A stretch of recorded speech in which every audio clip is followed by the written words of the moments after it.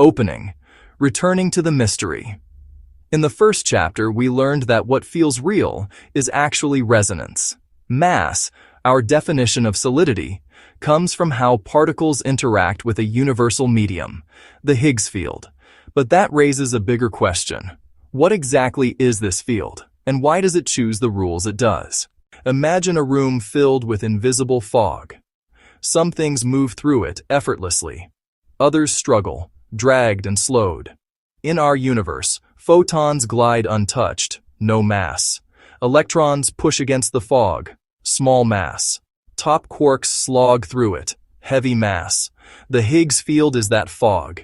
It creates resistance to motion, and resistance becomes weight. Mass isn't a thing. Mass is a relationship.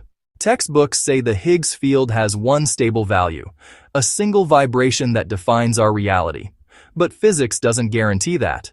There could be higher modes we can't excite, entirely different vacuum states, alternative frequency bands, different realities with different constants, like a radio picking up only one station while others broadcast in silence. Maybe we exist on just one channel of a much wider field spectrum. Shift the Higgs field even slightly. Atoms lose stability. Chemistry fails. Stars unravel. Time itself may warp. Reality isn't permanent. It's finely tuned, balanced on a single field value that could, in theory, slip. We don't notice this fragility because we live inside the consequence.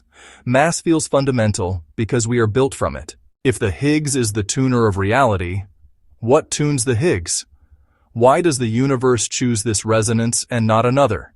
Is our world the lowest energy solution, the most stable projection, or simply the one that consciousness can inhabit? If space and time are emergent, mass is the lock that keeps us inside the illusion. We are getting closer to the structural secret. Reality isn't built from particles. Reality is built from constraints. Fields define what is allowed.